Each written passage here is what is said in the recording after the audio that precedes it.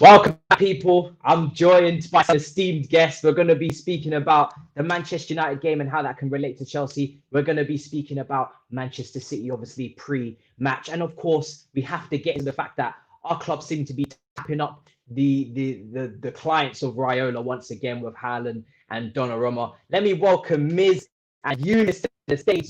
Ladies and gentlemen, boys, how are you doing? We're lovely jubbly. It's funny. I just saw a comment, and it's kind of true. It's saying this man is late, bruv. You're moving like Frank Lampard going to a press conference. The thing is that it's not like Chelsea fans aren't used to it at this point, so you may as well just keep the trend going. We're you know what I accustomed. mean? Like, Yeah. you guys are used to like Lampard being late to every. I don't think he's ever been on time to any press conference. Seriously, Never. Miz, my boy, how are you, man? First time on the channel. Thank goodness we got you on here at last. How are you, man? Bro, I've been buzzing to come on. Your YouTube channel has been on a meteoric rise, and I was like, when am I gonna get the opportunity to take a ride on this? But I'm finally 100%. here. Obviously, not at the best time when Man United's top of the table, but we move, man. We move. Yeah, 100%. And Younes, obviously, you've been on it, I think, third time now, because obviously we just streamed and we did a collab in our houses. OG. Yeah. We did. That was fun. It's good to be back on, man. Thank you. Thank you for having me on not again. a problem, man. Well, obviously, you guys both got to watch the Manchester United game. Bruno Fernandes penalty as well. First day back in 2021. I think the status quo, isn't it? I mean, we can't beat this guy, can we? There's no getting around him. And again, I want to make this really big point. This really big point that I wanted to knock off you guys here. Ole Gunnar Solskjaer has Manchester United level on points at the top of the Premier League. Yeah, this is a manager that has been slated, dragged, and I still don't think a lot of our fans will rate him tactically. But once again, we're showing that individuals can spark life into a manager. We saw it with Zidane when he won Champions Leagues back to back. I would say he's the most tactically complete manager. People are getting onto Lampard right now. Is this a sign that maybe to be a bit patient, because you can see that things can turn around after a hostile period, or do you think maybe I'm just waffling here? Miz, what do you think? Look, man. Yeah, definitely patience has to be the name of the game. But at the same time, a club like Chelsea, right? We can't have the kind of run that we've had so far in December. I was talking about it in my channel yesterday that you look at our December form where we've lost to Everton, we've lost to Wolves, we've lost to Arsenal, which was a poor Arsenal team, to be honest. And then we drew against Aston Villa, where Aston Villa probably looked a bit better than us. So I'm not saying go out there and win every game, but I think for a club like Chelsea, you've got to snap out quick. You have to snap out quick. You can't let that drag along too long to a point where now we're playing City. And honestly, we don't know which way this is going to go. So, look, patience is definitely a key. And I see what United's doing. The game they played against Aston Villa, obviously, Aston Villa, kudos to them to go toe-to-toe again. But Man United seem to have a really good balance of counter-attacking football mixed with the possession football. And I think what they do really well over the last few games that I've watched, they manage the game very well. They don't go gung-ho and just go nuts about everything. They respect when the opposition is piling on the pressure, and they stay compact, they stay defensively strong, and they're looking for counters at that time. But when they sense blood, they are at you non-stop. And they sense blood with Aston Villa in the first half. They got that goal. They also reacted very well as soon as the equaliser happened. So I think this is where our team, we lack the maturity, and maybe the maturity will come through patience. But at the same time, as I said, Matisse, I would like to hear what Younes has to say as well. Our club, we just don't have time to give. That's the issue. We need to snap out. We can't be having the run that we're having at the moment. Younes, how do you feel? Because I test saying he disagrees with what I've said, because Ollie's a better manager. I don't know if because I feel like a lot of these statements we're making on Ollie would not have been made a while ago. We were, as a fan base, we were absolutely sure that Frank Lampard was clear of Ollie and Arteta. There was no discussion. We told them. So now we have to reflect a little bit and say, were we wrong, or are we just being a little bit reactionary? How do you feel about the situation at Man United? Because obviously it's the same kind of situation to us, project and young manager as well. Yeah, this is the thing with United, and this is where time will tell, as time is starting to tell now compared to weeks ago. You can see development, you can see progress, you can see that it started off dodgy and it's getting better slowly but surely, yeah? And whether they're going to dip off again and probably go back to the form that they were previously, that's a different story. We'll see what happens. But right now, it looks like they're starting to get some chemistry on the pitch, and they're starting to get some good progress, and there's consistency there. When you look at Man United and you look at the way they play today, not just that, but their lineup in itself, you're starting to see players that are there each game. Fernandes now is always there. Pogba has managed to rejuvenate himself. He seems like he's a starter again. Rashford is there. Martial is probably there in the absence of Cavani, but he's always there, or he's got a part to play. The defense is looking stable.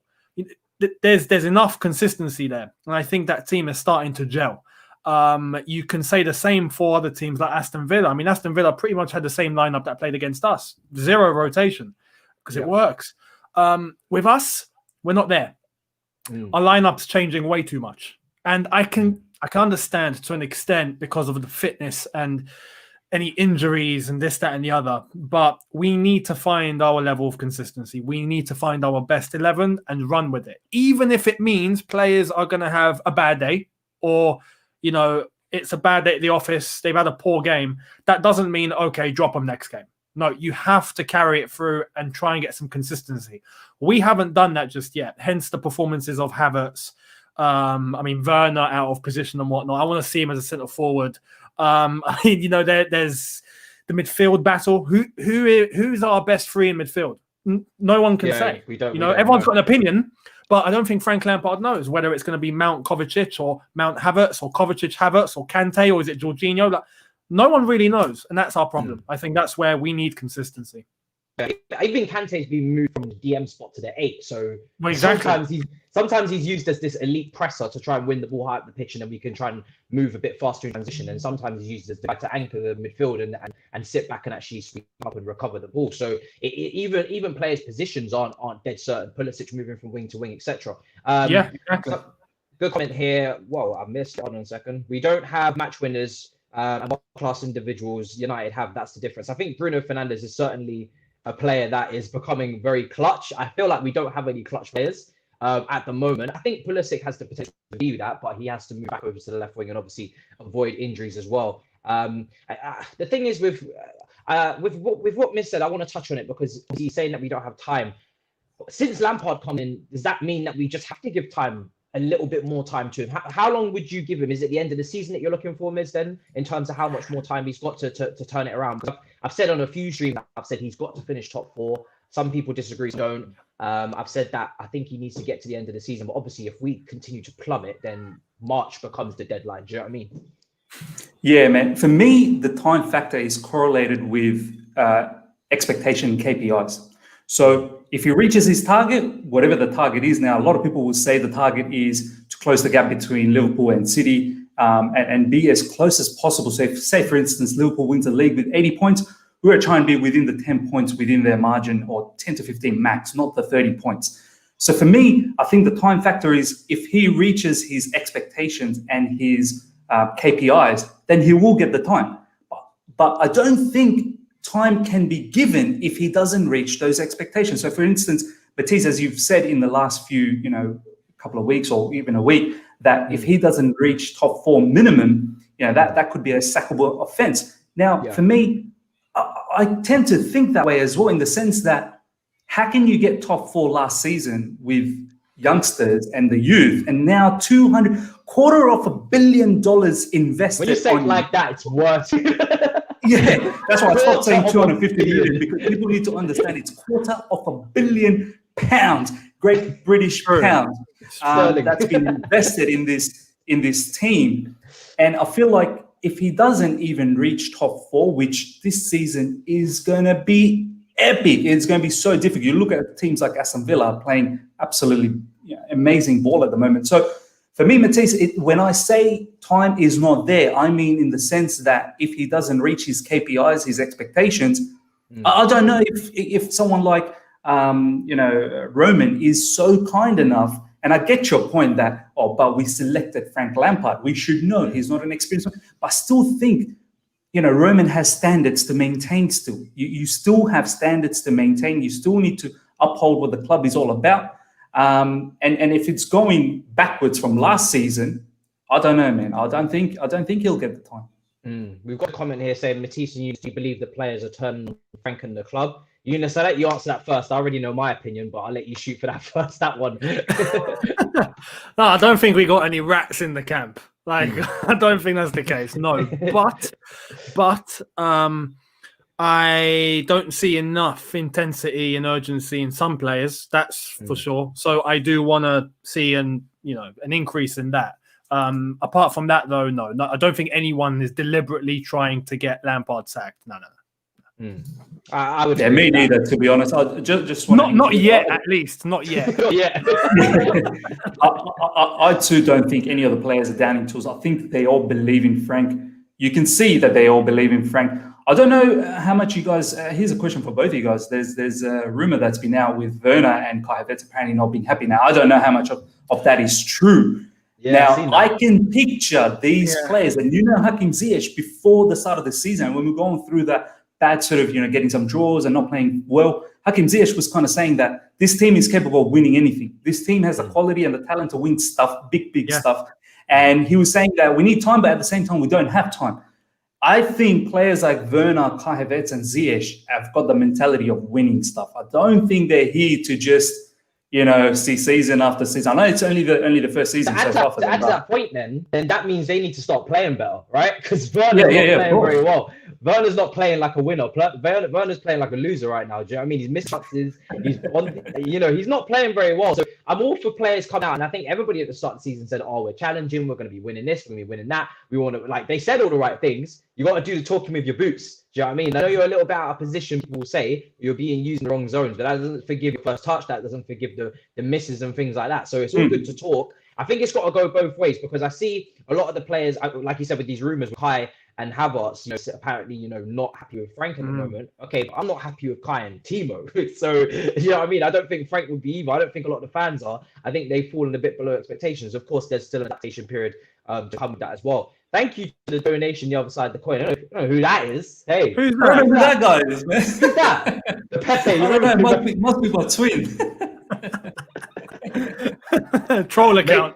Make sure you subscribe to other side of the coin. Like I said, I don't know which channel that is, people, but make sure you subscribe to that. And if you see any familiar faces, then it's just a coincidence. Ollie has the advantage of Frank, as he has inherited good players, whereas Frank is now integrating our new ones.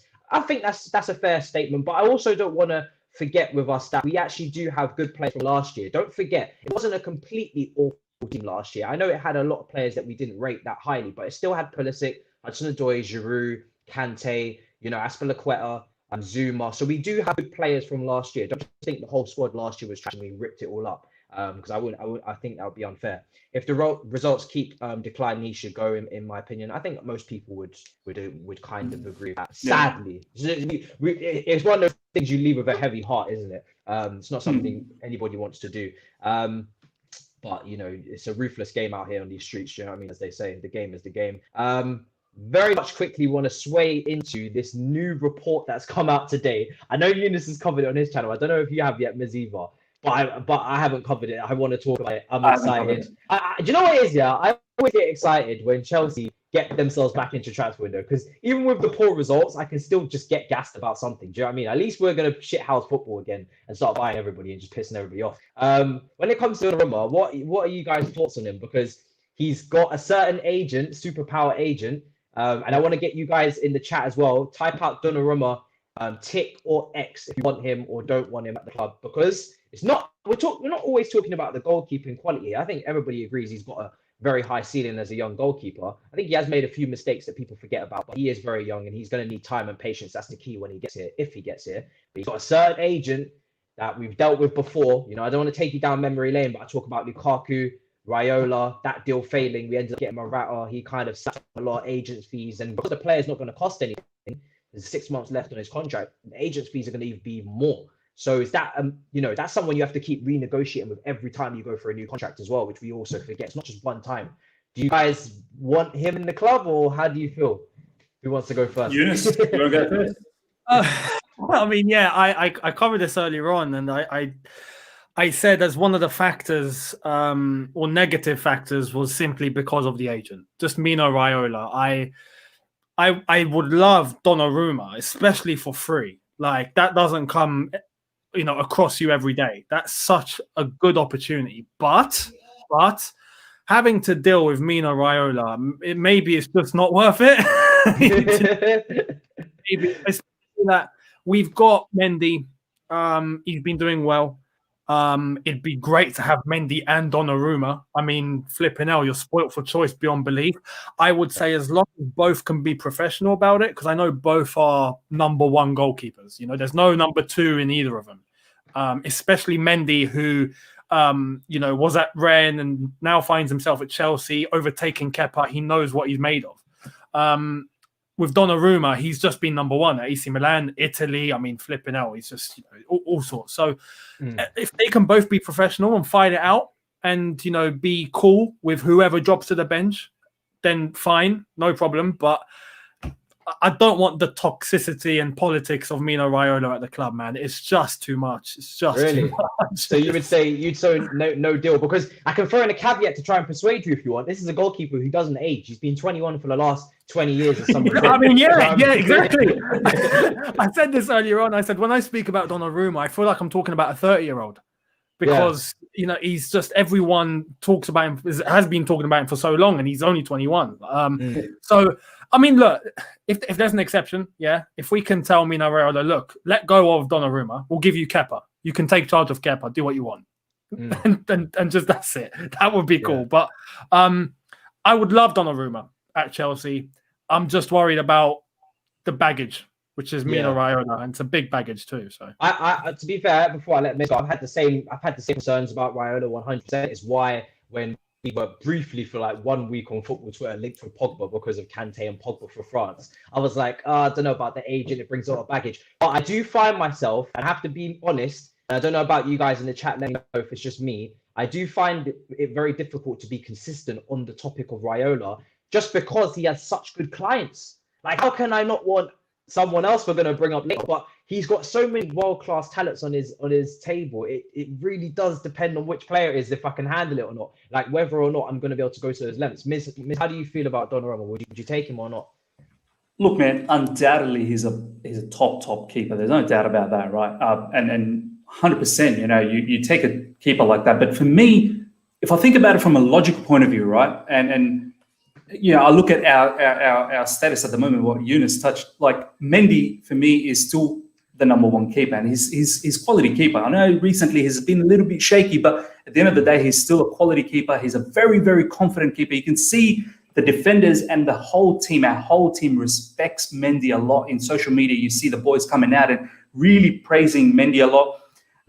So it will be, I don't want another headache. Like, Frank's got enough headaches. I want Frank to feel that, that's a position that is Mendy. I don't want headaches week in, week after thinking, is it going to be Donnarumma? Is it going to be Mendy? Like, it's Mendy, and get yourself a solid backup keeper, if Kepa was to go. So that's how I sort of think about it. Yes, there's the whole issue of Raiola where it hasn't been the greatest sort of relationship. But on top of that, what I also want to say is I feel like this is a bit of I suppose, a trick, just to sort of create a vibe in social media so that they can end up getting a new contract for Donnarumma and AC Milan. Exactly, yeah. Donnarumma as you guys said, like I'm 35, like I'm pretty sure you guys have all aged as well. And for someone like Donnarumma, just doesn't age one bit. This guy has been in AC Milan since a kid. So I don't imagine how he leaves a club like that. It's like that Francesco Totti sort of situation where I feel like Donnarumma is probably going to be a legend in AC Milan. So there's a lot to let go of that and then move into a new country and try and establish yourself. And also having to fight for that number one position with Mendy, which I don't... Donnarumma has his position already set in AC Milan. And as I said, he'll probably go down as a legend over there if he continues on like that. And AC Milan this season, they look like they're back again, in the Serie A, and they're going to be fighting for the title. And Look, I honestly, I can't see this happening. I know there's lots of rumors going around about it, but I personally don't see this happening. I mean, it does sound. Sorry, it does sound legit. Like it's not like this is a rumor that's popped out of nowhere and there's no substance. From what I've seen, it's legit. There is something going on, but I do think, and I agree with Miz, I think this is Mino Raiola just trying to get a stir, and it forces AC Milan to go, all right, you know what, we need to offer this guy a contract. And I just think that's the whole goal. I don't think anything's going to happen. You know what he's trying to do, Younes and Matisse, is he's trying to make Donnarumma the biggest player for AC Milan. So that's it, yeah. And he'll do it. He'll do it. He'll do it. Yeah. And he'll get his agent fee as well. Yeah, the thing is with Donnarumma's already really well paid at AC Milan. So, and the thing is with me is that you don't usually allow this to go into the last 6 months, because that is when you can start talking to other clubs. Chelsea have definitely been interested for Donnarumma for a few years, because it's been one of those reports that have constantly gone, because he's got the stature, he's got the age to do it for the next decade for the club, and he's ticking a lot of boxes in that regard as well. AC Milan currently sit top of the Serie A table, 14 games, 10 wins, unbeaten as well. So you imagine, obviously, he's going to definitely see out the season and pick up a Serie A title. He's not going to go in January, which is, he can start negotiating in January, but he's not going to leave in January. That wouldn't make any sense. But for me, the goalkeeper situation as well, as Mr. touching on, it's, people talk about competition for places, but there is something called unhealthy competition. And in the goalkeeping position, you don't usually rotate goalkeepers. You don't usually rotate goalkeepers, you want to stick with one goalkeeper week in, week out. So this would only happen, in my opinion, if they come to the conclusion that Mendy is not good enough. A lot of people said that Mendy was a stopgap when you signed him. Now, a month ago, everybody said Mendy was unbelievable. He's unstoppable. He's definitely number one. I love him. Now, what people are saying, they're not convinced. Again, I feel like it's a bit reactionary. And I want to reply to Josh's comment. Thank you so much for the super chat. Is Mendy really a top keeper? I'm not convinced. I think Mendy's a very good goalkeeper. Whether he's one of the best in the world, I wouldn't say that, because I can't go from not knowing who he is to then one of the best in the world. He's been spoken really highly of by Neuer and other people as well in the recent months in the press and whatnot as well. I think he's a very good goalkeeper. And I think, I think to say that we're not convinced by him just by a little bit of form, a little bit of rough form, but the whole team is in rough form by the way as well. So that would be harsh just to single him out. But I want to give him I think the club will as well. I think maybe they are talking to Donnarumma's agent, Raiola, but they're keeping it under wraps. Maybe keep those discussions quiet for the next few months and see how Mendy progresses and see if he picks up his form again. But I don't think for a second that Mendy's just an awful goalkeeper all of a sudden. But it will be interesting to see how it pans out, because Donnarumma's got a lot of potential as well. Just to add on the whole Mendy situation, as you were saying, Matisse. Look, we've now seen enough games in this season from Mendy to say that he's a very good keeper. He's definitely a very good keeper. He's commanding in the box. He's got the respect of his teammates. They really look up to him. He shouts out instructions, which Kepa wasn't doing that. He's constantly organizing the defensive backline.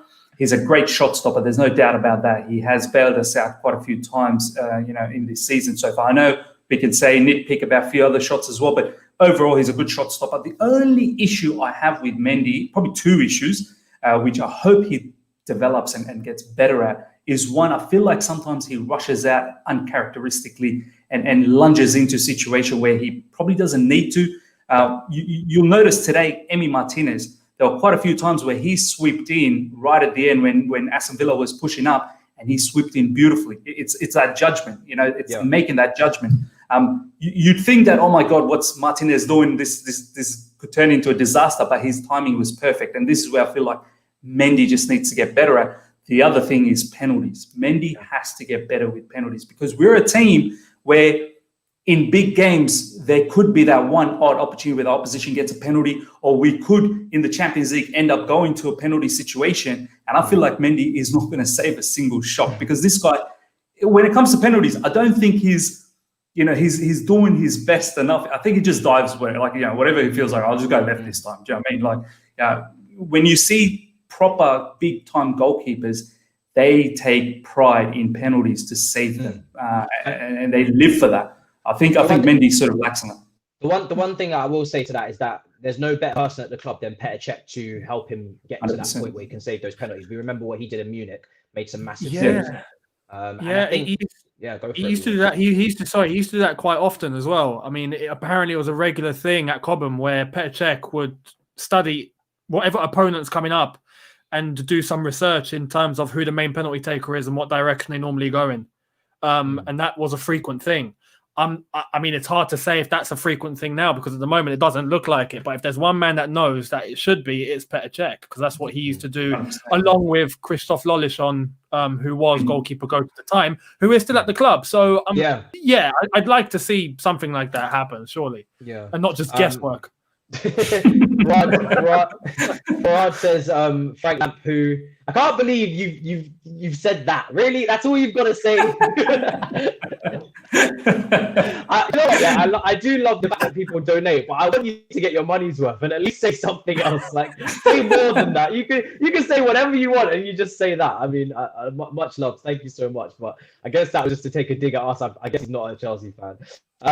Matthias, free coffee for you. Yeah, exactly. Yeah, Matthias, very close, similar name to me. Any faith in the Man City game? We will be getting onto the Man City game, so we will answer this question more broadly. But I just want to get a one-word answer from the two boys because I want to keep it nice, like it flows. So we're gonna get onto that game at the end. But one-word answer, Miz. Any faith? That's a no. That's a no. No. Younes. One word is too tough, bro. Younes, what about you? My one word.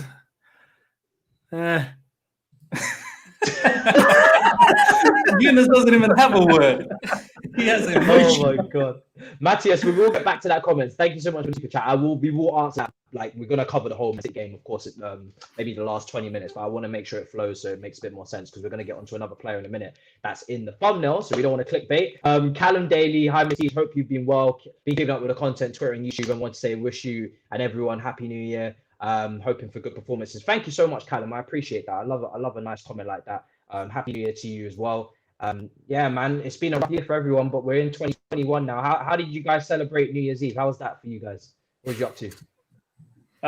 Me, it was just at home. We was raving it up. No, you know Miz dances, that dance that I keep seeing clipped up for Twitter. It's just like I hit 2021 before all you guys, so you know I was the first one to be there. You should have just said ahead of the curve. I'm in 2021. Ahead of the curve. Yeah. Tactical Miz. I saw it before all you guys, but yeah, man, it was just with family. I was saying, Younes, just before we went live, that Sydney's gone back to restricting the number of people you can have as guests because we've had some rising cases. Nothing like you guys. For us, 5 overnight cases is like close to country. Do you know what I mean? You guys are like, rolling around at 100 or 200 cases a day or something like that. If that ever happened, I think shut the door in Sydney, shut everything down, everyone go to bed and don't wake up for 6 months.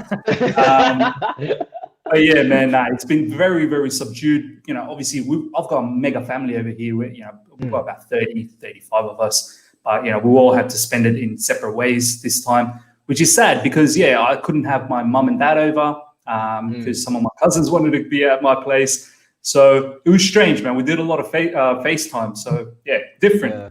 Different, isn't it? And I think Australia and New Zealand are keeping, like you said, you kept your cases down to a minimum. I think Gareth Tactical Roll, someone that's on Twitter, I seen him partying the night. So he's, I know he's in Australia. I know you saw it as well. I spoke with him. I couldn't believe it. I was like, yo, where are you? Let the police know. Send that video to the police.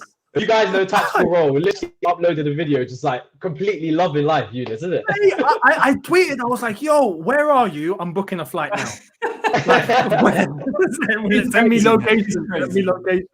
But yeah, he said what was going on and how it's all been managed. And yeah, man, I mean, you're lucky you can have guests. We can't even have a guest. It's just as simple as that. We can't do anything. So how was your New Year's, bro? How was your New Year's, Younes? What did you do with it?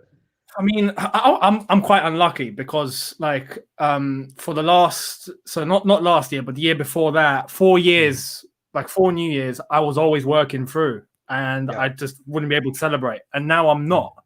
And I thought, yeah, great, I'd be able to celebrate. This happened. So I was just at home. Luckily, I was with my mum and dad, and we saw it through, and yeah, it was nice, close, and niche. Fireworks everywhere, and that was pretty much it. Literally, yeah, it's kind of dead for me, to be honest. I obviously fled to Ireland. So if you guys are wondering where I am, I'm actually in Ireland, not in southern France. I lied to you. Like I said, keep Boris off my tail. But really, I was just on the phone to my mate. And I see it struck 12, and I'm just looking at the fireworks. I was like, this is a little bit like, obviously that's one of my best mates. So it was great to be on the phone with him. But this is not how I pictured it to go. And just sitting at my window, looking at fireworks, but it's just dead. Like honestly, it's the deadest New Year's Eve I've ever had in my life. Honestly, me too. Into the super chat, Thor says the board makes wrong decisions on choosing manager. Lampard was never the one. We've spent 200 million in the summer and still we don't look strong. I want to get into that because before he got here, do you guys feel like he was coming too early? Because I certainly did, and I tried to warn. I tried to warn people that maybe we are pushing him a little bit too early. I know it suited us because we had youth coming through and whatnot, but I felt like we actually were jeopardizing his career because we weren't looking out what was for him because he hadn't reached the peak. But then people said also he's going to get more time because he's less experienced. I said I'd rather him come in when he doesn't need time because he just knows what he's doing completely. But how did you guys feel on it? I'll go first, Younes. Yeah, go for it. Yeah. You guys probably already know, Matisse especially, you probably know that I was one of those ones along with you that I definitely thought it was too early. We are a huge club, huge organization, and you need someone with great experience to handle several, issues and adversities that hits you throughout a season. And someone like Frank Lampard, all due respect, he only had the one season in sort of senior football in Derby the season before. I just felt that this opportunity just came a bit too early. Do you know what I mean? I think about it from a logical point of view. I know a lot of people are going to laugh at this when they go, football and whatnot. Like, I remember when I was starting off my sort of career in the finance sector, I was doing well. I was one of those ones really working hard and doing well. And I just imagine if someone just came up to me and goes, hey, you be the CEO of this company. I mean, obviously you take it, but at the end of the day, you don't know anything about being a CEO. So basically you're saying to us, we're saying Frank Lampard basically was like, I'm going to secure the bag. Look, how can you say no to it, right? How can you say when you're in a club and he's a legend of this club? We've all seen it. When a club comes up knocking on your door saying, hey, Frank, we believe in you and we want to give you the chance. We feel like you can unite we were in a rocky situation at that time. And Frank was probably, we've pretty much tried everyone, right? We've tried everyone and we were in a rocky situation. It was a good feel-good factor. And Frank, when Chelsea comes knocking on you and they give you the sort of, sell you the project as to what they want to do and what not, and give you all the tools available, you can't say no to that. And I look back, if I was given that opportunity, I would probably say no to it either. So, but the reality is, Matisse and Younes, is that once you get into the job and you realize exactly what is needed, you got to be humble to yourself. You have to be humble to yourself that maybe this is just a bit too big for me now. I remember Younes in our channel, when we had our conversation about this, I remember Younes saying that Frank is probably not going to win any titles this time around, but if he gets another opportunity to come back again down the track, but if he ever does, I don't know, like in 6-7 years time, if he ever gets the opportunity, but I think by then he should have the experience, the knowledge, or he would have seen everything possible as from a management point of view to deal with. Maybe then he could have a shot. Right now, especially in such a unique season. And I always say to myself, there's different ways to quantify success. I think the fact that he's going to come in with a weaker squad and make it better, and definitely give us his pull power and make the squad better before he leaves. That's a way of success, because I thought Sarri transitioned us from defensive football to attacking football was part of his success. But for me, I really wanted him to just win a Premier League, man. That was it. If you don't win that, it's like, well, then could have just left it for a bit longer. But it is what it is, I guess. Fraud sent in another super chat. As he said, City are winning the league. I'm pretty sure this man's just trolling with his super chats now, but thank you so much. Kevin says, is it due to COVID as to why the fan base is so reactionary lately? Progress takes time. We're working on something huge for the future, manager and players. Why is everyone so impatient lately? I think, yeah, Younes, take that. I mean, yes, to an extent. To an extent, that there, you know, everyone's minds, let's say, has been fried. Yeah, all of us, like everyone, global, worldwide, everyone's just like, you know, not thinking straight. I think we can agree. But what we want to see, and what there is some rationale, is we want to see development. You know, even if we know that Lampard's inexperienced or the team isn't quite there yet, but we want to see a progress.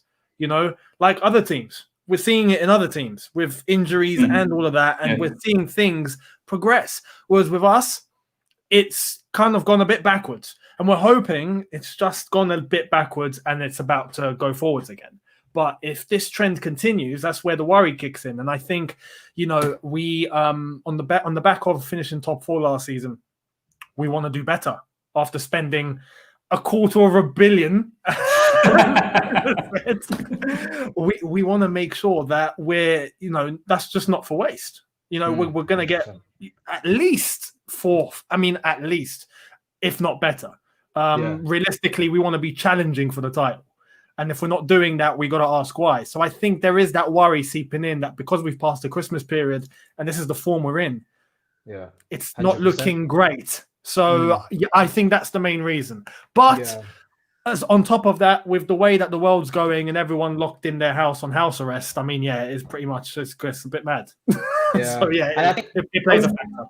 I just want to add, just on top of that, the word reactionary. I think this is a good platform to talk about that. I see this word being thrown around a lot. I see when, you know, lately everything you say, oh, you're reactionary. You didn't say that when we were winning. You know, we were in the 17-match unbeaten run. Guys, you need to understand the word reactionary is if you just see one game and you come up with a particular conclusion. We are talking about a span of games. We're not talking about one game. We're talking about the whole month of December where it's gone south. And now we're in a point where you think, well, we need to snap out of this. This is not reactionary. This is legit. You know, both these boys in their channels, if you watch all of their videos, they'll consistently tell you that this is not acceptable for our club to have this long of a run, a month. You can have maybe 2 games at max back-to-back to have that, but you need to snap out of it straight away because we are challenging for honours. Maybe not this season, but down the track. So the word reactionary, guys, don't just throw it around just because it sounds fancy and it creates a great interaction. It's one of those words that have just been like overly used, generational, reactionary. These are like the words that just get thrown around. I don't think anybody can be reactionary criticizing the team after 5-6 games of poor performances. That's not reactionary. That's reacting to literally now a spell or form that we have to criticize. We have to criticize it. You know, you can't just say that, oh, it's just happened and we're not going to talk about it and we're just going to just pretend like it didn't happen. Do you know what I mean? There's the worry. There's the worry. Sorry, there's the worry in the next few games as well, because we have Man City coming up, we have Wolves coming up, we have Spurs coming up. Like, it's not light work. You know, it's going to be difficult. So we need to make sure it turns around, and I think that's where the worry is coming from. Yeah, I test merchant says you need results to buy you time for your project. I think that's completely fair. You know, if you're working on something long term under a manager, under a board of directors, you need to show them results as you progress in the project that you're trying to put together, that it's going in the right direction. If you're a scientist and you're on a project and you know your results are coming back negative every single month of review, then hey, your project's probably going to fail. Do you know what I mean? So that's not the direction we're going. Quickly reading out this chat as well. If Frank doesn't get a win on Sunday, should we consider sacking him? I personally, just to tackle that individual question, I wouldn't judge him on Saturday because I feel like it's a game on Saturday or Sunday. Sunday. Yeah. It's a very, you know, Man City is not where for me where he's going to be judged. I think he needs to try and pick up points. 100%. His big game record has been really poor this season. So I need to see progress there. And 100%, I would love us to go there and win. I think Man City have being in their own disaster this week in terms of the disease gone around in their training camp. They've had a few players that are out, I believe, as well. I'm not sure exactly on their lineup because I spoke to my friend Saj, and he looked at the press conference. I don't think anything in detail was mentioned in terms of what players are available or not. But they're definitely not. They missed 2 training days, so they're definitely not up to speed preparation-wise for the match. But even still, I'd love Chelsea to go and get a result there. But I'm not saying you're not gonna hear me say sack him if we lose to Manchester City. No. What about you guys? Yeah, no, that would be reactionary. That's when you use the word reactionary on our board, and that would be legitimate. No, I don't think that'd be ridiculous to sack him straight after losing to Man City, unless we lose 9-0. Maybe then it's not reactionary. Yeah, you got a point there. You got 100. Yeah, it'd be proper peak Roman if he decided to just sack him after Sunday. Like, that would be it.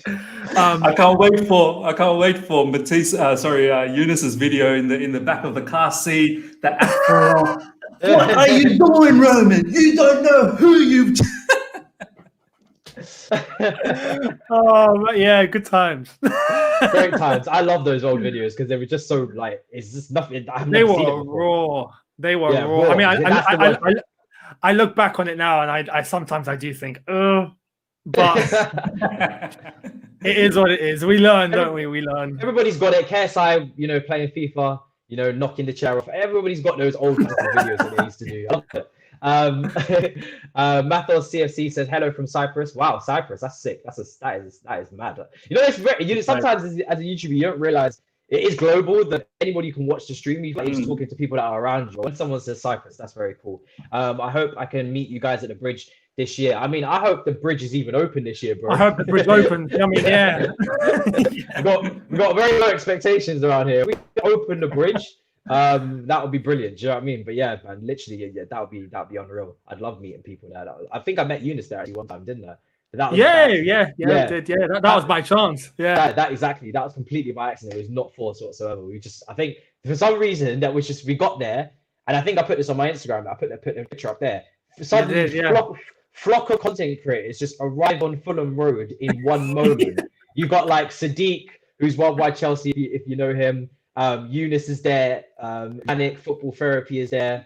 Lewis, obviously from Blues Fans TV, and he's got his own channel as well. Few others, I think, as well. Everybody, I'm just standing there chatting to people. Suddenly, all of these content creator YouTubers, I was expecting vlog cameras. Hi guys. I was expecting like bloody sticks and whatnot to come out of nowhere and tap me. Hey, get in the vlog. Literally every 5 minutes. It was nuts. I want to get onto another topic as well. Obviously, same agent, different player. We know the link. It's not being bandied about right now, but it's something that's been going on for a while. Erling Haaland.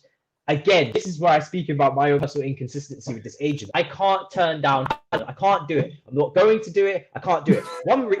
The one reason that comes into this as well is the player's mentality is spot on. I don't think that's a player that's going to come into this camp and just start tearing stuff in terms of his attitude, his work rate, his commitment, everything like that. Obviously, his agent's going to have ridiculous signing on fee, really difficult to negotiate with. But the player itself, that player shoots us up tenfold, really does, like pushes us to another level. So for me, again, I'm inconsistent. It depends very much on the player and the agent, because I feel like agents and players have different relationships depending on the player. So we know what Raiola's like, but his relationship with Pogba might be different with his relationship with Haaland. I'd say it probably is. Do you know what I mean? I think Haaland, the way that Haaland seems to be at the moment, there is nothing that's gonna.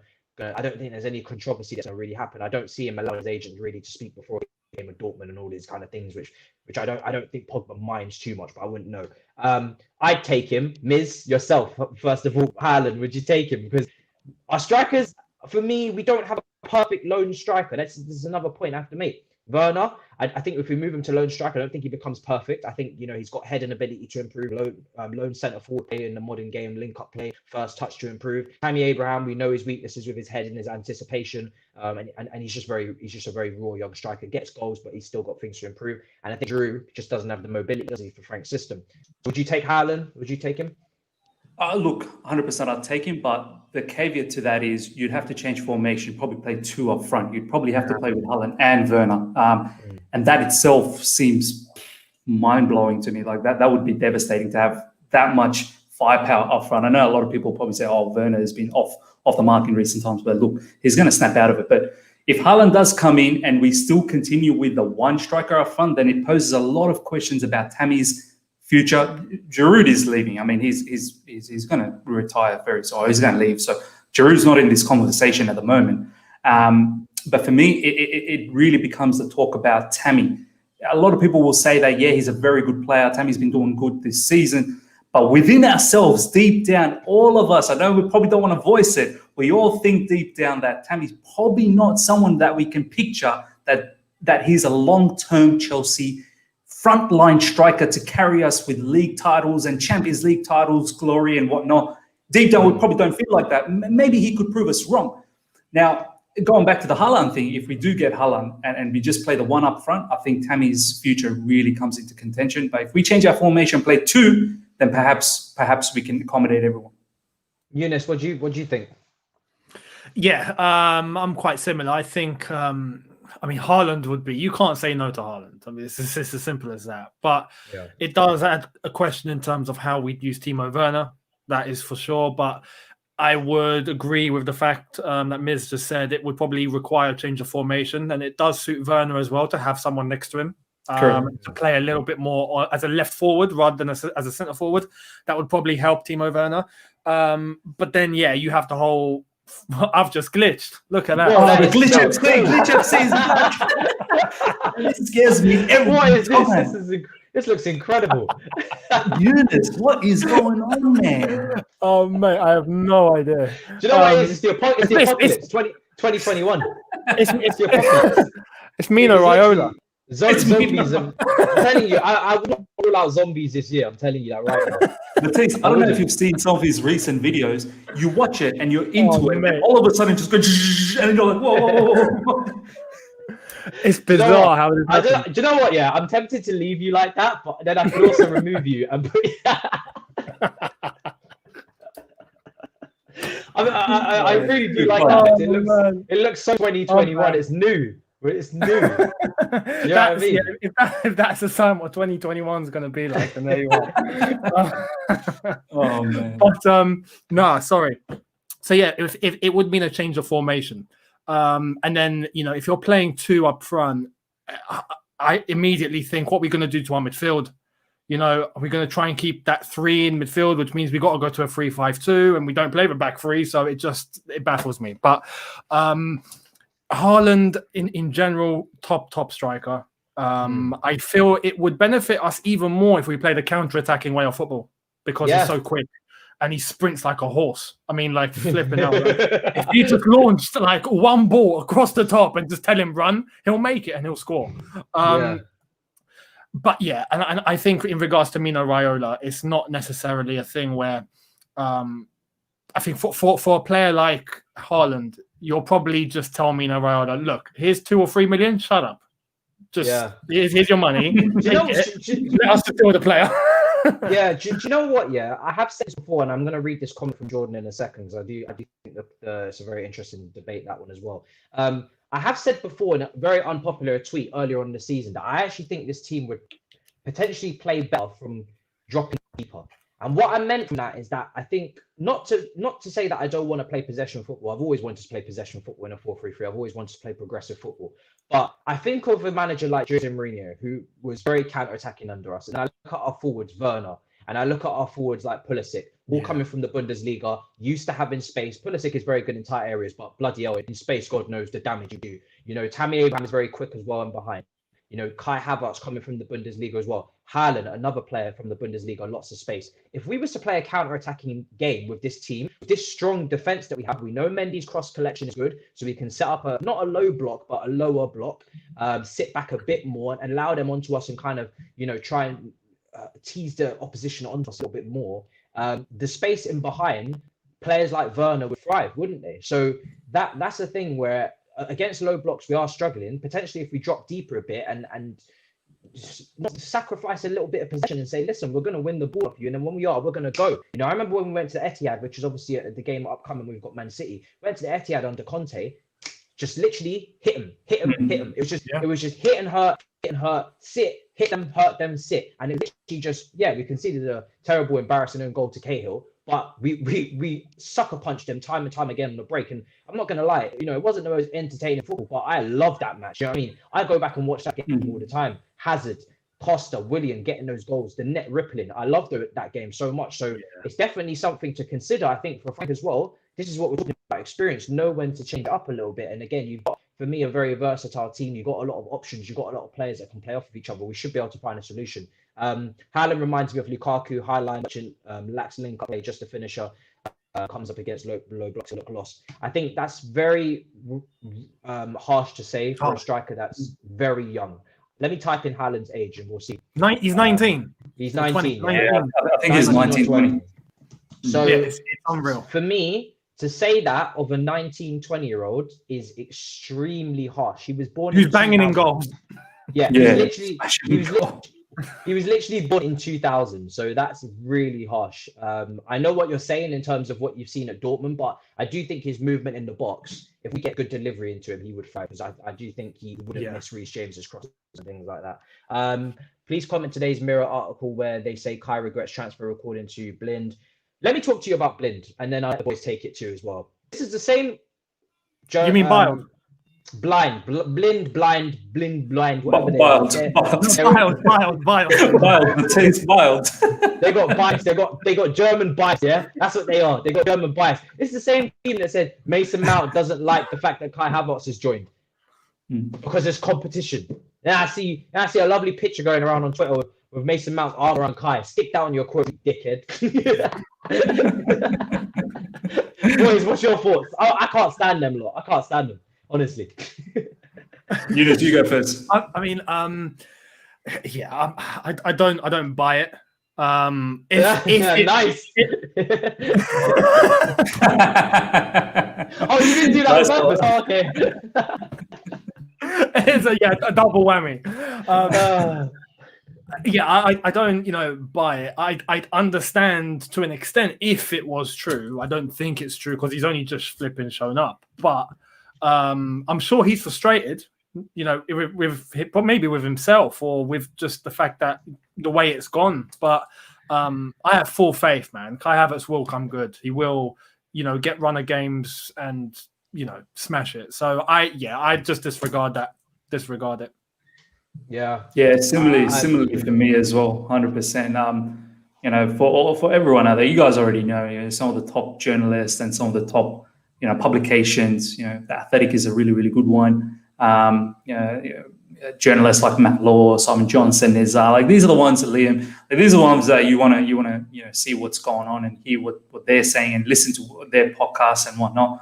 So what Bild or Build or whoever is saying stuff, I don't think, you can't take too much into consideration from them. 100%. I couldn't agree more, to be honest. CFC, thanks for the super chat, bro. Get criticised for failing to separate Lampard as a player and a manager, but I get it. But our best ever player as manager, let's enjoy it and get behind him, and unless he leaves us with no other option. I understand that. I think there's many ways to this because I do understand, like I said, best ever player, arguably, this is a once in a lifetime opportunity to see him in charge and knock out. I think also the honeymoon period is over as well. I think that's fair to say. And I think for a lot of people, the honeymoon period is over. Potentially not for you, potentially not for many others. I understand, seeing him just on the touchline, regardless, maybe that forever, that will just be a goosebump kind of thing. But a lot of people are over that stage and they're now at the point where they want to judge him fairly. They want to judge him objectively. They want him to get all of his players so they can really see his plan come to fruition. But also on another point, I just think this is such an emotional sport. When we're losing games, it doesn't really matter who's in charge. It's going to hurt you. Do you know what I mean? You're going to be frustrated. You're going to be angry. You want points. You want wins. You want to be able to say, it's not just about Lampard managing. As I said personally, and I'll get the boys' view on this as well. It's not just me about him managing because he can manage all he likes. I want him to win because that's what his whole career at Chelsea was built on. If he comes here and fails, I'm not going to be able to enjoy anything. If I'm being honest with you, him coming here and failing, that I don't enjoy that. I would rather him not be here in the first place. Him coming here having success and continuing his success from player to manager, upholding those high standards that he's always had as a player. That's what I want. I want his legacy to not only not be tarnished, I want his legacy to be enhanced. He's already for me our greatest ever player. He's already for me our top goal scorer. That's fact. He's already all these great things.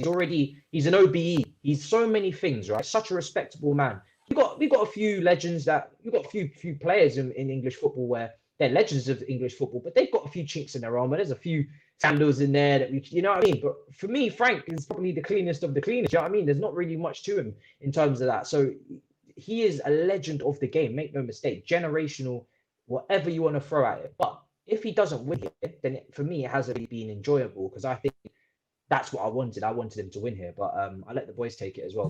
What do you think, Miz? Yeah, for me, honestly, I understand the sentiment. 100% understand the sentiment. I was like that as well when Frank first got, appointed as the manager, thinking, "Oh man, this player." I grew up. I had some of my younger days, growing up watching Frank Lampard smashing it 30 yards out and then getting those really, really exciting goals, jumping up and down. I went through my whole high school time and my university time. So this man is part of my life. Like, it defined my growth. So I get that sentiment 100%. But having said that, it's what you said, Matisse. At the end of the day, we love the club. You know what I mean? Like, we want to see the club succeed. We want to see the club win titles again. Each and every one of you guys will remember every title that we've won since Roman's taken over, and it's brought us so much joy, right?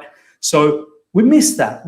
So there will come a time eventually where people will start saying that, as you said, Matisse, that honeymoon period will end and you need to see the results come through. You need to see us. That's why it was so important for us to do well in that FA Cup. I think had Frank had just secured that FA Cup last season against Arsenal, where I feel we probably had the stronger team, even though it was a transfer ban team, I felt like our team at that point was much stronger.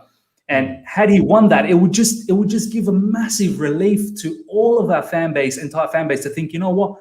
Frank is capable of winning the big ones. He's capable of doing it on a consistent basis. Yeah. So I think, that's why I was really upset this season when we got knocked out from the Carabao Cup as well. I thought we should have taken that seriously. Do you know what I mean? Yeah. Like, this boys, our group, we need to win a silverware ASAP so that not just the group feels comfortable and Frank feels comfortable, but us as fans start thinking that Frank has got the goods to deliver silverware. Do you know what I mean? Yeah. Because once he wins something, it's box ticked, isn't it? No matter what happens after that, he has won a trophy, and we can say, right, we've got something like this. Younes, how do you feel about it? Yeah, it's important to. I think, especially with the Carabao Cup, it's a good precedent to get a taste of winning. We would know. It's how our madness under Abramovich began. When Mourinho walked in, first thing we done was win the Carling Cup. At the time, it was the Carling Cup. And that gave us a little taste, a little flavour of what was to come. And we thought, oh, this feels good. We're winning silverware. This is brilliant. And then we went on to win the title. And it just, it's a domino effect, but it gives that bit of extra motivation to the team that, we've achieved this. Let's go for more. We can do more. We've done this, so why not? And it just gives that bit of extra belief. And I think that is a little bit of an incentive that's lacking in the team at the moment. We don't seem to have that little bit of spark of, let's not just give everything, but a bit more, consistently. And as difficult as it is, you just need that if you want to win trophies. We would know. We've seen it for years. But with Lampard, as we were talking earlier on, when he came to the club, I mean, prior to that, I was just like you guys. I was warning and I was thinking, is he ready? He's not ready. He's just had 1 year at Derby. What are we doing? But then you see him sign the contract. You see him get unveiled and you think, to hell with it. Lampard's our gaffer. This is amazing. Bounce. And you just think, my God, this is beautiful. But the reality is the reality. You can't, just go on sentiment alone. You have to take on board the truth of the situation. We all want to see Lampard win a trophy with us. We all want to win the league under Lamps. We can all imagine it and hope and go, yeah, you know what? Let's just do it because we want it to happen. That doesn't mean it's going to happen. And you need to look within and see what you have on the table and what resources you have available. So, at the moment, it's whether he picks things up, rectifies mistakes, learns, but whether he has that time to do so, whether results go our way, time will tell. Time will tell. We hope it happens, but we can't guarantee. Reality, we can't guarantee. Yeah, for me, Harry says here, for me, give Lampard time. These people who want Lampard straight away, I won't call them idiots, but you will. As soon as Lampard has had a few bad results, everyone turns on him. You have to give him time. It's like Oli Man United, give him time as well. Yeah, we spoke about Oli at the beginning, and that was kind of the example I used. That Oli was, a lot of people were Oli out as well. Saeed, I spoke to him many times on Turkish show, one of my good mates, and a lot of them were Oli out, but now they want to see it through to the end of the season and see how it goes, because they are on a good run at the moment. And obviously, for me, the Premier League is up for grabs, isn't it? Quite clearly. So there's something there for everyone if they get some form together. I want to move on to end the show with the last maybe 10-15 minutes, the Man City game, quickly. Probably we'll do a full preview tomorrow. I honestly don't know what's going on with that Man City team, because they have just had so many issues this week. So I don't even know what team is available to them. But we can still focus on us for sure, and we can still look at our team and how we approach the game. I spoke about earlier sitting a bit deeper. Obviously, Man City are probably the favourites going into the game. Younes, how would you approach the game? Because it's a tough one, isn't it? It's a tough one. It is.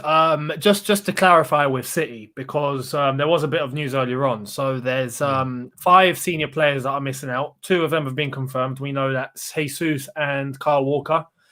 Kyle Walker for maybe other reasons that the tabloids, the tabloids have gone mad over here about. We don't know if it's true or not. But those 2, Ederson is confirmed now out as well. So he's probably one of the 5. And then there's 2 more we don't know. But regardless, with those players out, and the fact that you can tell those other 2 are not going to be a De Bruyne or flipping Aguero or whatever, or Fernandinho or someone else that's massive. They're still going to show up with a flipping strong side. All they got to do is go to their bench and go, all right, we'll bring on the other good lads then. And it's going to be difficult. So when you look at this game and how we should really set up, I want us to go with what I believe should be the best 11. What we intended to do at the start of the season when we signed all of those players. I've got a feeling like we should go with that. I know Reece James is out. That's 100%. Ziyech is available. We don't know if he's going to start, though. And even Lampard said he doesn't know if he's going to select him to start or if he's going to come off the bench. But I would love to see a Havertz, Ziyech on the right-hand side, Timo Werner up front, Pulisic on the left. I just would like to see that. It's what we've been wanting since we signed these guys. And let's run with it and see what we can do with those players against the Man City. Now, Man City have the best defense in the league at the moment. That's probably been their one saving grace, and which has helped them along. Whilst they maybe struggled up front, even though they've managed to score and win games. But I feel like we need to 2 things. Go with a lineup that I've just suggested, with those players all playing in their positions. And 2, give up on the crossing and hoping, man. I don't want to see that tomorrow. I swear. On Sunday, if I see football like that, I'm going to throw something at the TV.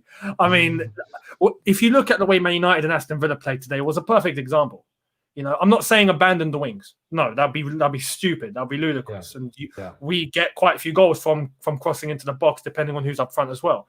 But utilizing those middle spaces, allowing your midfielders to come in, allow them to go direct to the striker, combine, going between the lines. We saw United do it with Pogba, with Fernandes today. They played immense. Aston Villa with McGinn, who was man of the match against us. Grealish, you see the way they just come into those spaces. And if there's no option or they attract too much attention, then they shift it to the wings where they get more space, and vice versa. We don't do that. For us, it's just wing, cross, hope. It's just no. We need a new dimension, and I hope we do that against City, because we have the players to beat him. Fingers crossed. Kevin says it took Klopp 5 years at Liverpool, Lampard in. I've addressed this Klopp thing so many times in comparison. Mate, me too. I'm not going to do it again because I don't like repeating myself, but I'm just going to say I politely, emphatically disagree. I am Lampard in, but that's not the reason why, and that's not the reason I will ever give, because I think it's a massive disrespect to Klopp. It's going to be 2-1 Chelsea, I believe. Thank you so much, C, for for the super chat. Big prediction there as well. Miz, are you as confident, Miz? Look, man, I did my preview late night yesterday our time, so it would have been morning for you guys. And yeah, it was funny. There was a comment that was coming in live chat, and because I had a feeling that it was definitely Kyle Walker and who's the other guy? Kyle Walker and Jesus. They were the two players that are definitely gone. Yeah, so they were the two ones that were gone. But this guy, he commented and said there's actually three more, and he's actually thrown out the names Ederson, Diaz, and Stones. And now Ederson has come through as one of them. So I'm starting to think this guy probably knows his stuff. Yeah, I think Ederson was one, isn't it? No, apparently their backup goalkeeper will have to play. I did hear about that. Yeah. So not having Ederson, and also if it's true that Diaz and Stones are also isolating, I think that's a massive hit for them, because Diaz and Stones have been paramount for what Younes just said, that they've been defensively very good. Like, I think they've only conceded 3 goals in the whole month of December.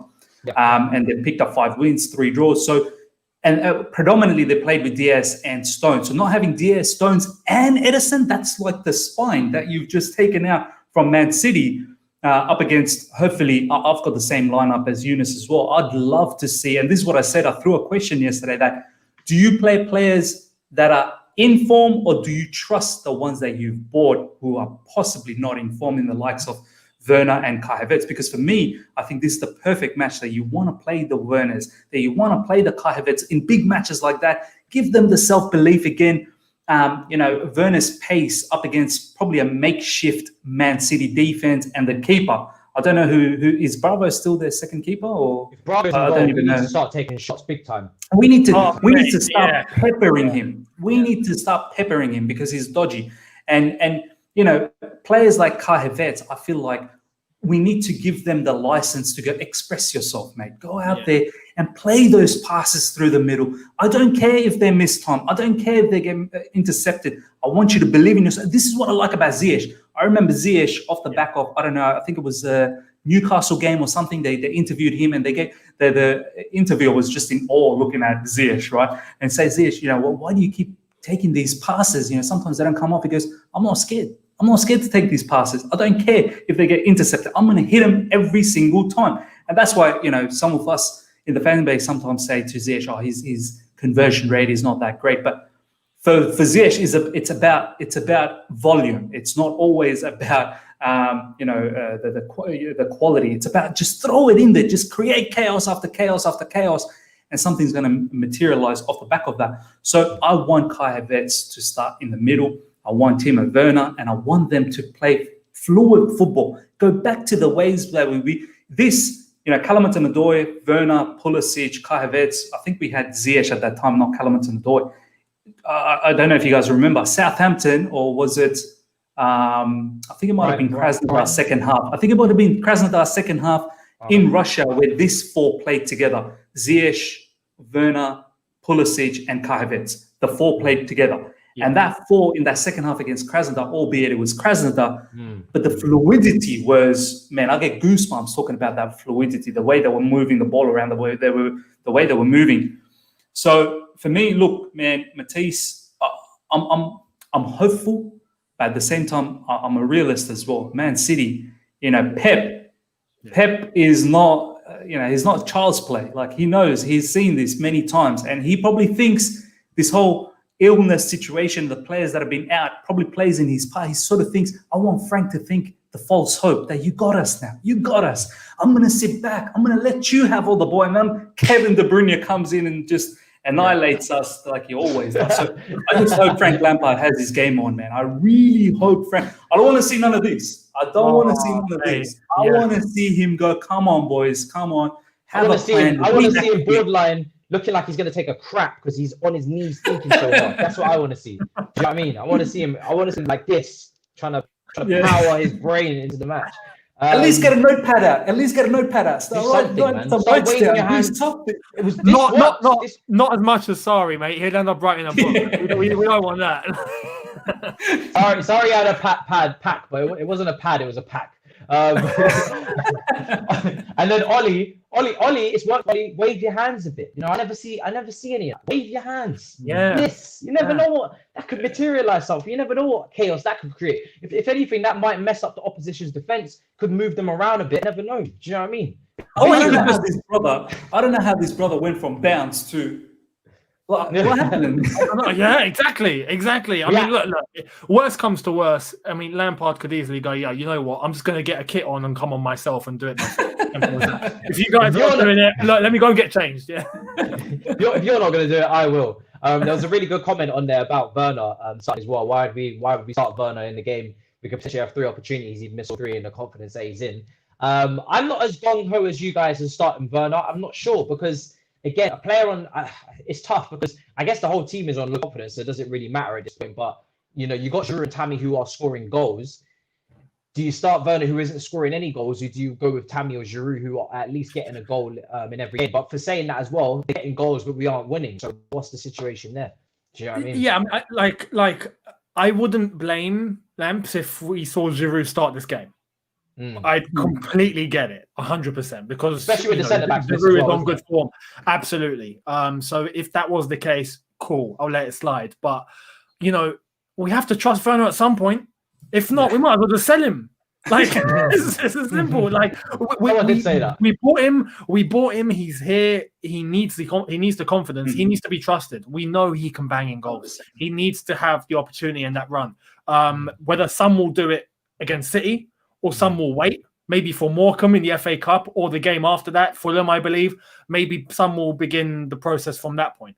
But I have a gut feeling, and Lamps will probably know better. He's in the camp, he's the manager, he knows what's going on. But I have a gut feeling that just with, you know, Werner, Havertz behind him, Ziyech on the right, Pulisic on the left, we will begin to see things gel. And that is what we've wanted to see since summer. So I want to give that an opportunity. As much as I would say, if Giroud's playing, I'd get it.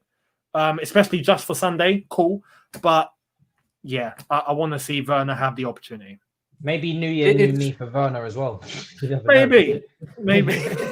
Just to add on to that, I had Matisse just a couple of days ago in my channel. We were talking about this as well. And I said to Matisse that sooner or later, Younes, we need to cut it up and go. We bought all these players. We need to use them, and we need to play a style. Yeah. We need to play a style that's conducive of their quality. Use it exactly. Do you know what I mean? Like, I know Werner's not in form. I know Havertz is not in form, but you need to break that. You just need to break that and believe them and believe in the project that you've started this season to bring these players in and go, you know what, I'm not going to resort to Tammy and Giroud just because they've been banging in goals. I can probably depend on them to come off the bench if I'm in trouble. But I got to believe in my plan A. Do you know what I mean? This is why I like Southampton. This is why I like Aston Villa. They go in with their plan A and they believe in their plan A. And if the plan A doesn't work for them, the coach says to the players, and this is what my younger brother was actually saying, he saw an interview, he goes, I want the players to go in and play the plan A, and if they lose, it's on me. It's on me. I don't want them to go out there and play plan B when I haven't told them to do so. If they go out there and do that, then obviously I'm going to come out post-match and say, well, they didn't listen to my instructions. They're not listening to me. Do you know what I mean? So I want us to start playing these big 4 players. I don't know how much Ziyech is going to say. He's probably going to come off the bench. I'm pretty sure he'll come off the bench. Yeah. But I want to see this dynamic 4 rip up the Premier League ASAP. And this is no disrespect to Giroud or Tammy's form. They can still come off the bench and they'll still get plenty of games down the track anyway. Yeah. Truth of the matter. Yeah, go for it, Younes. Yeah, no, sorry, Matisse. Truth of the matter, these new signings, it's not like Lamps has inherited this from another manager. Correct. These are Lampard decisions. These are Lampard signings. The board has gone out and gotten these players based on what Lampard wants. So if that's the case, it means you've identified these targets. You already have a plan in your head on how you're going to use them. Now they're here, well, use them. How you had the plan in your head of how you were going to use those players. If not, Chelsea wouldn't have gone and got these players. That's the reality. So if you have a plan in your head and you have an idea of what's best for them, if you see a little bit of struggle going on, you need to find a way to get the best out of them, and that's your job as the manager at that point in order to get the best out of these players that you have brought to the club, So I want to see Lamps run with that and see where it goes, because I'm confident these are top players and I'm confident that it will go somewhere big, but it needs to have that process. You need to go through it. So yeah. I think the only argument I'd make to counter this is that, once I said it before, I don't feel like Werner's the perfect lone forward. I think he will still have some issues there, especially because not only has Werner not been playing well with the basics, like his first touch that I worry about, his finishing has been really poor. And against Man City, like one of the chat said, if we get a few opportunities and Werner doesn't take them, that's our game screwed. Whereas at least the conversion rate of Giroud, I think, is one of the best in the league. But also another point is that we haven't been servicing him correctly. We're not getting balls in behind. Whether there's no space in behind or we're just not making that pass. Like Miz said, Correct. no Ziyech, no Ziyech making that cutting pass, having the balls to actually do it. Kai Havertz hasn't been doing it. Kai has got to be able to do that, but also Kai needs to start doing the basics. Before he was taking out the team, he was making very stray passes, basic passes that weren't put enough pace on them and they were falling short. Again, he comes on the other day and he's on the edge of the area, and again he's too slow to turn, he's too lethargic, and then the ball's just taken off of him at the edge of the area. These are the kind of things that I'm thinking about when we're thinking about putting Kai and Werner back into the team, especially in a big game. Which, now that I think about it, I'm not saying it's a must-win, but with these players out, these 5 players that you've mentioned, we should actually go into that trying to win the game, if I'm honest, because I don't think a draw really lifts the team and the mood and atmosphere too much, or the pressure on Frank. Get a win and it makes a big statement. And right now, we probably need to make a big statement. We've dropped points against so many teams we shouldn't drop points against. Arsenal should never have dropped points. Should never even lost to them. That now needs to be rectified with a win against Manchester City, in my opinion. And going with these players that are really low confidence potentially might not be the way forward, because it is such a, like I said, back in the days of old with the Conte, it's such a smash and dash game. Like it's a game on fine lines, on small opportunities, and these 2 players sound like they need volume to do well. I feel like Werner's going to need a lot of chances to put them away. I feel like Havertz, it's going to take a lot of passes to get the right pass, and this is not a game of volume. It's a game of small, fine details and matches between 2 against a very top coach as well. Which is where. So I don't know if I would go with those 2 personally. I think Kai has more of a justified claim to start than Werner, because I think Werner's been playing a lot in the last few months and hasn't delivered, whereas Kai has been on the team for a while. But if Kai plays, I need to see him getting into the box. I'd love Giroud to play if we're going to get crosses into the box with those 2 centre-backs missing. I'd love Kai to join him in the box as well. I want to see Kai in the box, not edge of the box, in the box. When we cross the ball, I want him in the box, because he's got heading, he's got finishing. He did false 9 for Leverkusen, he's saying. He's got the final third attributes to get the goal. So if he's going to play, I want to see him in the final third, and I want to see him in the box trying to get goals. We need numbers in there. Because as I said before, I think we had Kante in the box against Arsenal, and that didn't go down too well. Just to add on to that, Matisse, I had a really good conversation with Jay. I'm pretty sure you guys probably know who Jay is, Jay McIntosh. And I would like to know what your thoughts are. And we were talking about Werner in the sense of Vardy for Leicester, and how Brendan Rodgers uses Vardy. And how Vardy does not stay on the wings, or he doesn't track back. He's barely. I think he touches about 10 or 12 times throughout the game. Apparently, that's how many times he touches the ball. To be honest, I could be wrong, but it's very, very few amount of touches. I think Frank just needs to find a solution for Werner, where I feel like he's doing too many things. I feel like he's in the wings, he's tracking back, he's having to defend, he's then having to sprint. I feel like just stick him up at the front, give him that sort of Vardy-esque sort of vibe that, mate, you're just going to be at the front and you just bang in goals. That's it. Don't think about anything else. Don't think about, dropping deep and whatnot. Because Brendan Rodgers is getting so much out of that Leicester team that, our talent is probably a little bit more than Leicester's. No disrespect, they're a very good team. I feel like Frank needs to it's what Younes was saying. Like, Frank needs to find a solution for Kai Havertz and Werner. Like, these are your players that you bought. You have to find a solution to get the best out of them. And as I said, Brendan Rodgers is doing that with his players. So, there should be no excuses for us. Especially against the City side. We've seen what's going on with City. This is the best opportunity to get a win against Man City.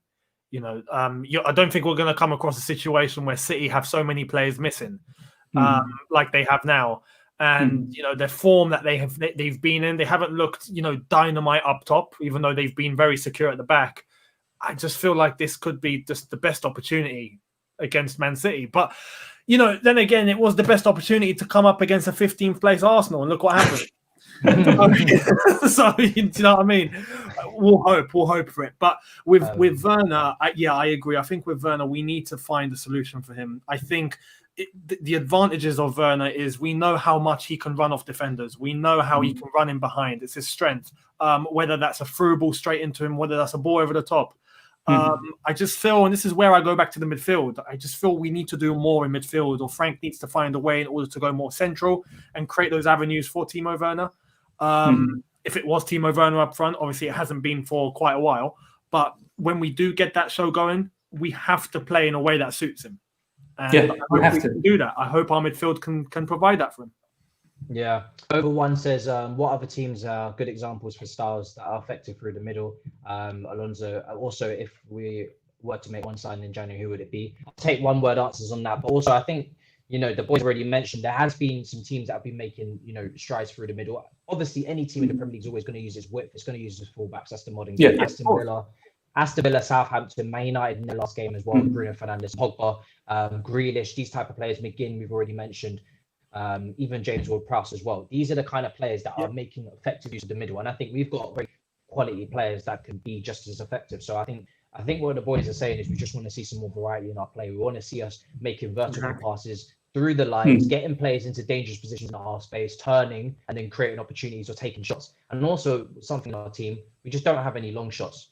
There's not enough long shots in our team. Do you know what I mean? I think Mason Mount's tried a few. I remember so many games in the old eras where we used to unlock defenses by simply shooting from 25 yards. We just have a dig. Yeah.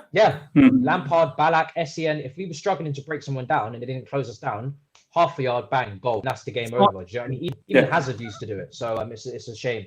One word answers on January new signing. Literally, who would you take? Miz. Look, I'm generally pretty poor with these sort of things because I don't keep in touch with all the players. But in recent times, I've been a massive fan of either Pedro Neto or Podence. For me, Pedro Neto. Wow. Yeah, if we can get him, we are going to be something else. You, Younes? Minamino of Liverpool. I'm kidding. What a piss take that is.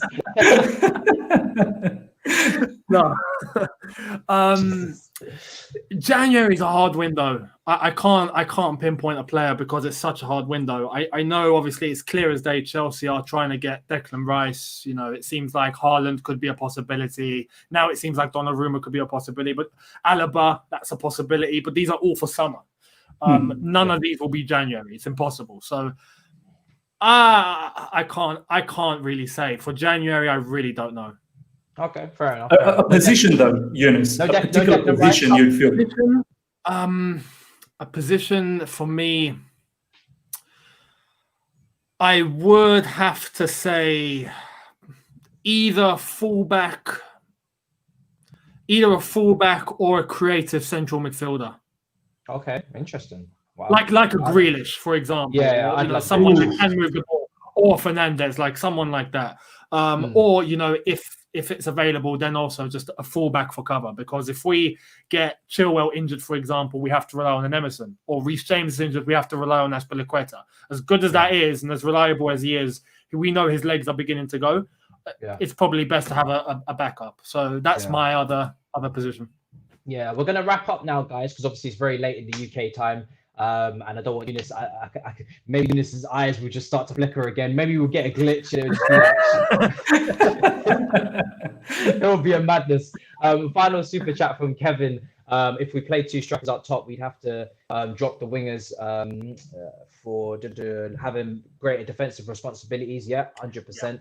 And how would that work with Hudson-Odoi and Pulisic? I think this is a very simple answer. I think the two striker system was just really an option. I think everybody, would like Lampard to work on his 4-3 because that's what he played in. But the two striker system is simply a backup option if you need to win the game or the wingers are injured. They're both injury prone, so that's another point. You don't have to worry about them getting into the team if they're not fit, which is often so often the case. And I just think when we're trying to chase a game, we need a late winner. It would be nice to be able to play two up front and again get the best out of maybe Werner and Kai Havertz as well. So yeah, final thoughts, boys. Anything else you want to get off your chest before we wrap up?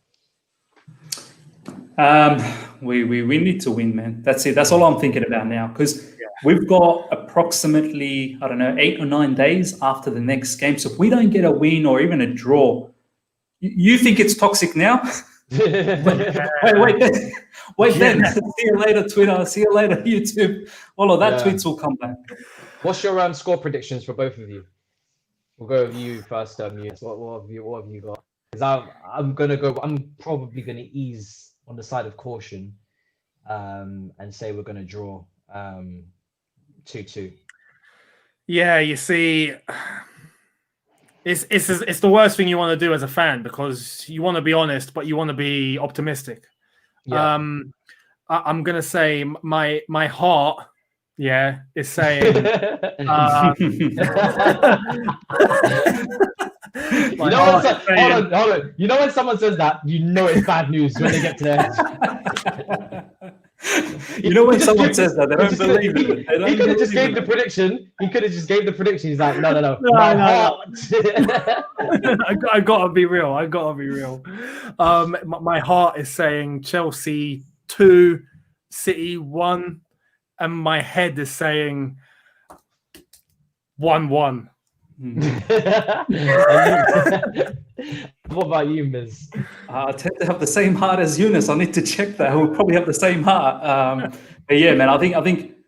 Look, realistically thinking, I think it'll probably be a draw. A draw probably is something that both managers probably look at and go, "We're happy to just negotiate and just move." Do you know what I mean? Especially Man City. Man City, I don't even think they've had a preparation for this game. I think they're just going to rock up in the match and Pep's just going to say, "Guys, here's the plan. Have a quick read." Just so, which is more the reason we can't lose against City. Exactly.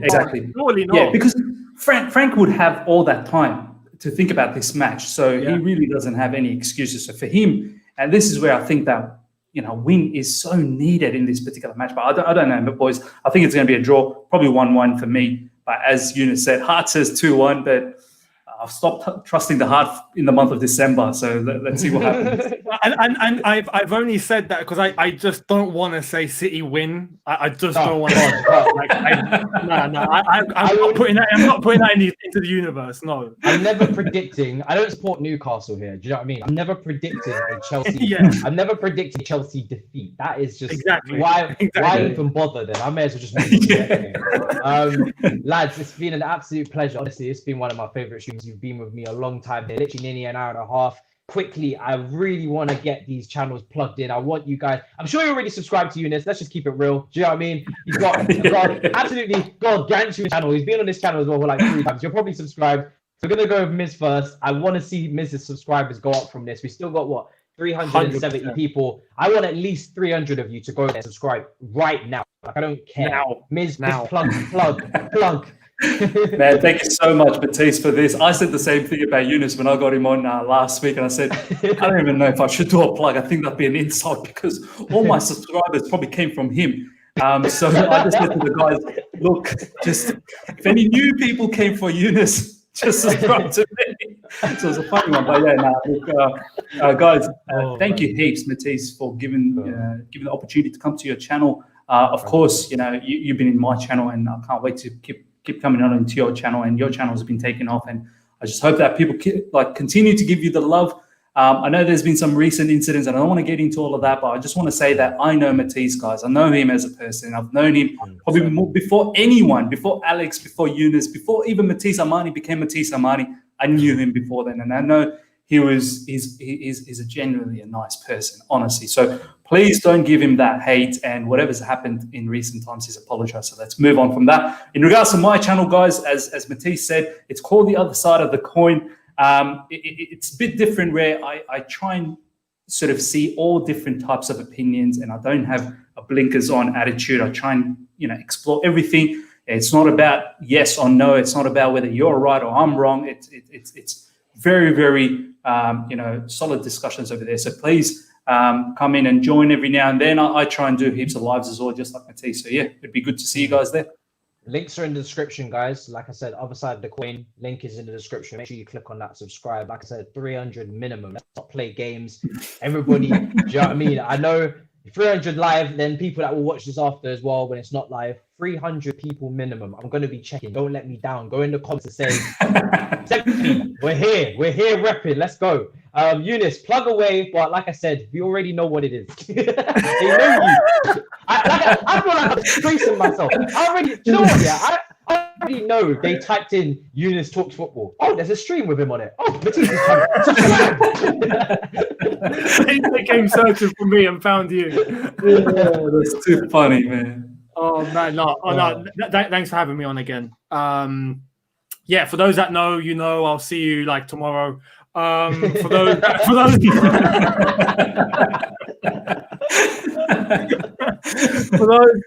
that don't, Younes Talks Football. You can pop over, subscribe. It's pretty much daily content. Tomorrow, my Man City Chelsea preview will be dropping as well. But do keep your eyes peeled for everyone that's part on Matisse's channel as well as Miz's. I will be sure to do a stream with both of you at some point very, very soon. So, yeah, big moves. Love that.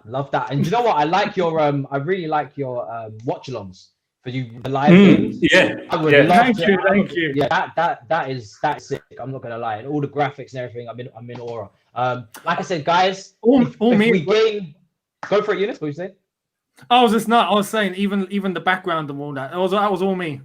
Oh, really? I was on that last watch along with Younes, and I tell you what, it's buzzing, Matisse. It's a buzzing. I actually had the watch along on, and then I had the match on. I was mostly looking at the watch. I don't know how much that's going to be good for me down the track, but yeah, the watch along. I mean, we're not playing great football at the moment, so I'm not gonna lie. The entertainment is more on YouTube. You know what I mean? It's something. Like, you know what I mean? Guys, like I said, if only one of you doesn't know about that channel, go and subscribe. Go and subscribe to Younes Talk Football. Do you know what I mean? If I can get you one extra subscriber, I feel like I've done a good job. Do you know what I mean? I appreciate it. Link is in the description for Younes Talk Football as well. Like I said, I'm gonna try and bring on 2 more guests tomorrow. We're gonna continue to I might bring on Saj as well. It's very lukewarm atmosphere when it comes to Saj on this channel. You guys are not sure. I'm gonna keep funneling it, keep feeding you, you know, the Saj propaganda. Hopefully you take kindly to it because he is the cameraman and the editor, so he's kind of not going anywhere. But like I said, it's been an absolute pleasure. Thank you so much for joining me, guys. It's late in the UK, but obviously you guys are repping all over the world. We will see you tomorrow for some more content. I'm gonna try and bring on two more special guests as well. In a bit, people. Peace.